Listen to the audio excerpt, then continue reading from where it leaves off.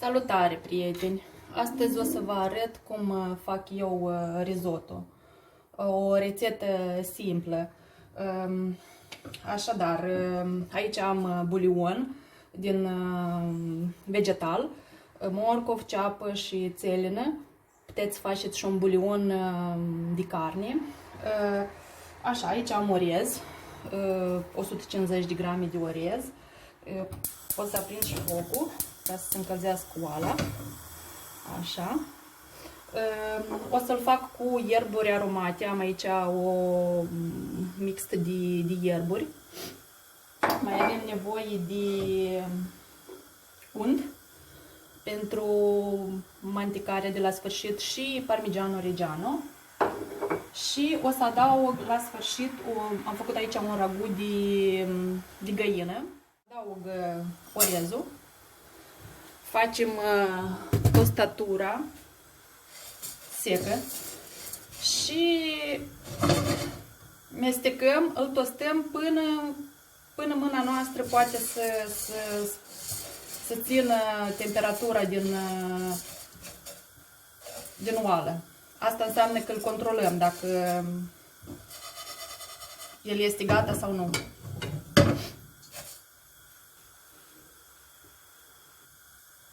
Adăugăm și un piculeț de sare. Ca să avem un risotto bun, în primul rând trebuie să facem bulionul foarte bun. Iată, deja el începe să miroase.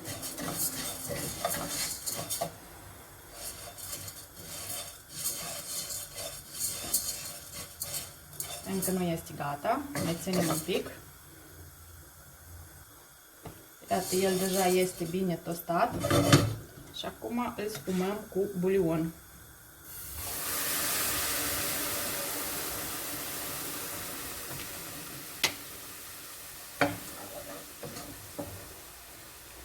Adăugăm ierburile.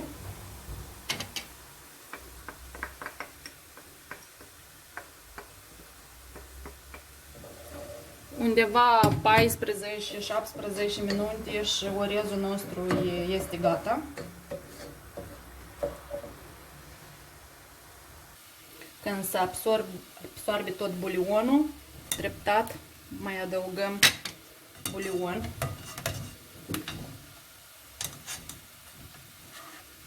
La 1 kg de orez este nevoie de 2 litri jumate de bulion.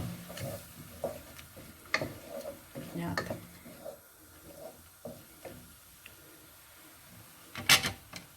Și 4 grame de sare pentru 1 litru de bulion, adică la 1 kg de orez avem nevoie de 2 litri și jumate de bulion și 10 grame de sare.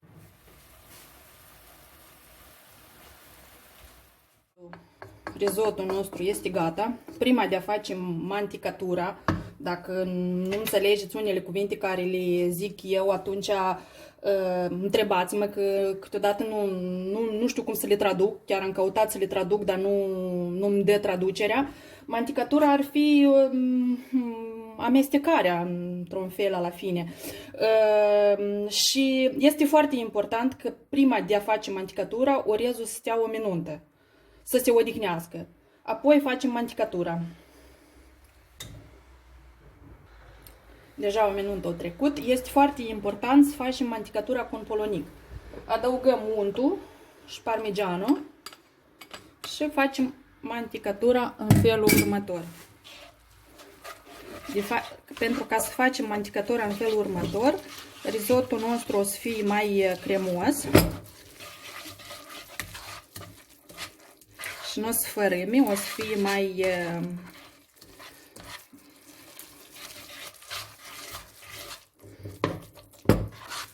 eu am aici puțin, pentru că am făcut 2 porții.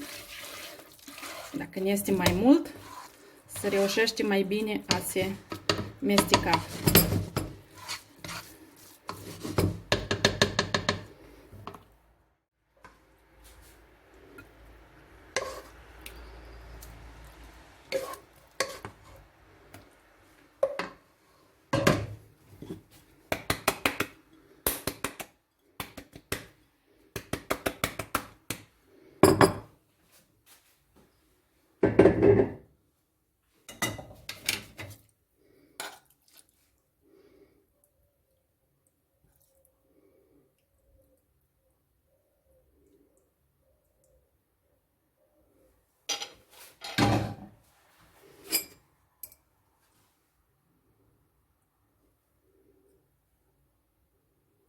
Iată, așa arată risottul meu.